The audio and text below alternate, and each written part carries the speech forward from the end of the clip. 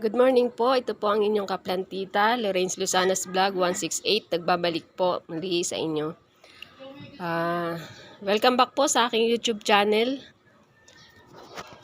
Ngayon po ay ipapakita ko po sa inyo ang aking halaman sa left side naman po ng aking bahay. Yan.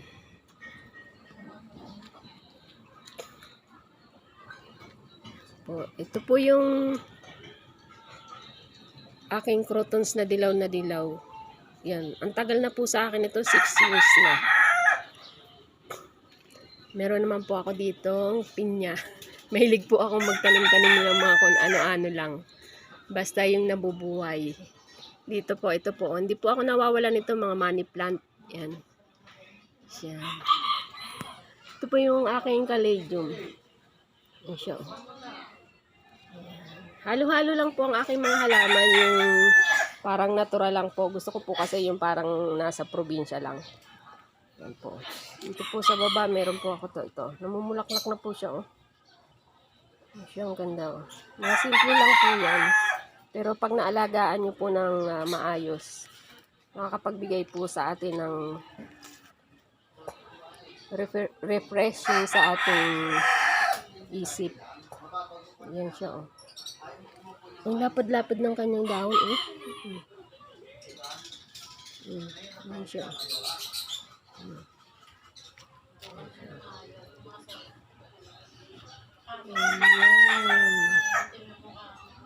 Yan siya. Ito naman po, yan, 7 years na po ito sa akin, pero ang tangkad na niya, kasi lagpas na po siya sa akin. Yan siya.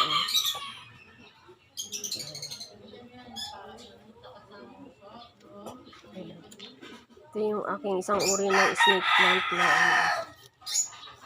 yan siya. Haba ng kanyang sinisiksik ko na lang siya dyan sa gilid kasi lumuloy-loy siya. Ito po. Ayan siya. Meron pang money plant. Ayan. Meron po ako ditong pinya. Ayan siya. Ano na po ito sa akin, 2 years. Ito lang po yung corona nung pinya, yung sa ibabaw. Pag pinitas niyo po yung pinya, yung pinaka sa ibabaw, tinanim ko po dito. Ayun na siya, malaki na. Hindi ko po alam kung mamumunga siya. Ayun, dun po sa loob niya, yun, meron po akong Schefflera. Siniksik ko lang po siya dyan kasi maliit lang po ang space. Meron po akong tea plant. Ito po. Tea plant. Pag naaarawan po ito, sobrang ganda nito. Pulang-pula yung kanyang dahon. At herbal din po ito. Itong tea plant na ito, herbal din po. Marami po ito nga sakit na napapagaling. Ayan. Ayan. Ayan, meron po akong gumamela. Diyan, biniting ko siya dyan. Dati po ay variegated po ito, pero ngayon parang ano na lang siya, yung natural na lang siya. Ewan ko po, nawala po yung kanyang pagka-variegated. Ayan, meron din akong sinabit dito. Ito yung syngonium, Syngonium. Ganda ng kanyang mga dahon.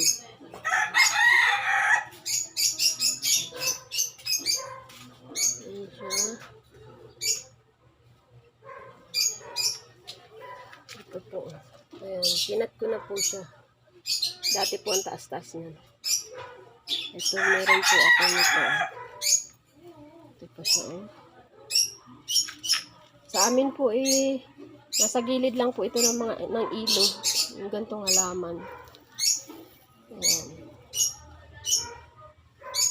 Ito, meron po ako nito,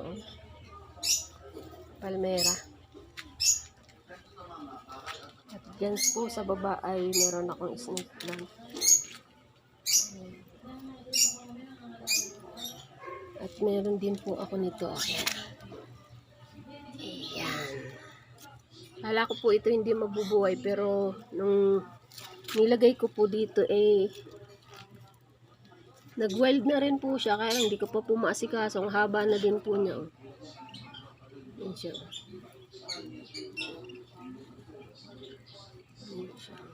Haba niya. Yun o, yun o. Oh, haba na ng ano niya. Tumatawid na siya dun sa kabila.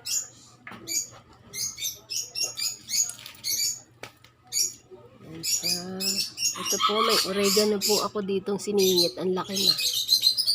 Pinuso ko lang pala ito dito. Ngayon ay ang laki na. Ito po, lumuloy-loy. Ayaw niyang dumiretso. Hinahabol niya po yung araw ito.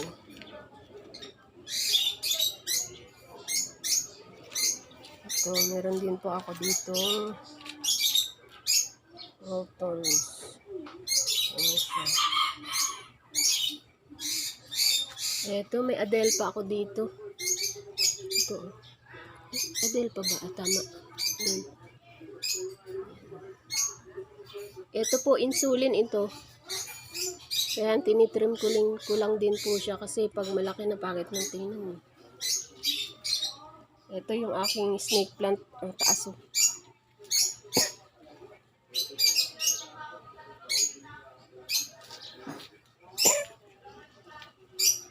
Ayan, dito.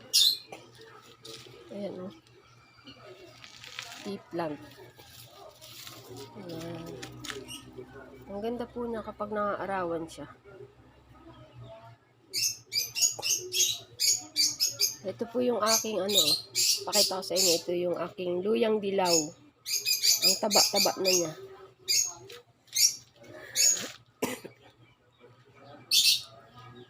Two years na po ito sa akin, pero pag tag-araw, nawawala po ito pag tag-araw eh.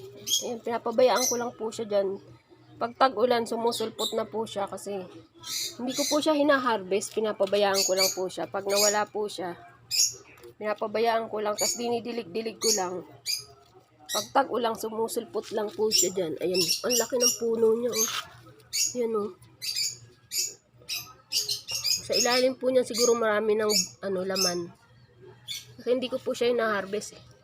Pinapabayaan ko lang siyang tumubo dyan na kusa. Ayan siya. Ito po yung aking pandakaki, may bulaklak. Ayan siya oh. Dalawa po ito, pinagsama ko lang sila. Ayan. Kapag natitsyempuan po ito ng butterfly, inuubos yung kanyang mga dahon. Kaya laging bagong dahon ang aking pandakaki. Ayan siya. Ayan. Ganda ng kanyang bulaklak. Oh. Ito po yung aking Adelpa. Ayan. Kapag tumataas, pinuputol ko lang po siya. Tapos tinutusok ko lang po siya uli dyan. Para hindi siya mag-wild. Ang ganda rin po ng bulaklak nito. Ito. Adelpa. May Lady Marian po ako dyan. Ano lang din po siya. Maliliit pa. Kasi kinakat ko po siya eh. Nililipat ko po siya sa ibang ilayan. Ito. Ito yung aking mga Adelpa oh. Pag tumataas, kinakat ko siya. Tapos nagsusupling siya oh. Ayun. Yung mga pinagputulan ko, dami niyang supling. Ayan. Mabilis lang po palang mabuhay itong Adelpa. Ayan, hindi kasulok. Meron naman akong snake plant. Sana mamulaklak. At ito po, oh, may isa po akong uri ng crotons. Dati po ay dilaw na dilaw din po ito. Pero ngayon ay may halo na siyang green. Ayan. Gusto po kasi nito sa araw. Ayan. Ayan siya. Dito sa taas may nakabitin akong spider plant. At dito naman sa taas may nakabitin din ako mga mayana. Ayan siya. Ayun, spider plant. Nilagyan ko silang payong kasi para hindi masunog sa araw. Ayan. Pakita ko po sa inyo ang kabuuan ng aking halaman sa gilid.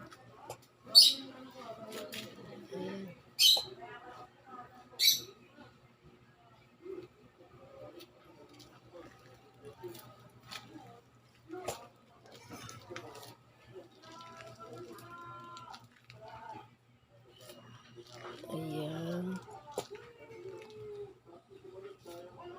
fresh yung mga halaman sa umaga. Lalo na ito, ang ganda-ganda oh. Ayan.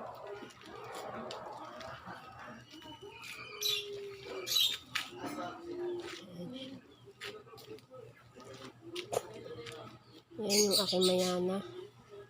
Ang lago-lago.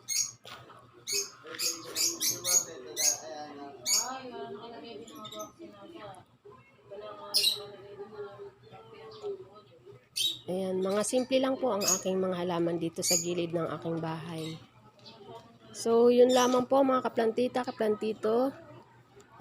Maraming salamat po sa inyo. Kung sakali pong mapanood nyo po itong aking video. Paki-like and subscribe naman po, Lawrence Lozana's Vlog 168. Maraming salamat po. Mag-ingat po tayong lahat. God bless. Bye-bye.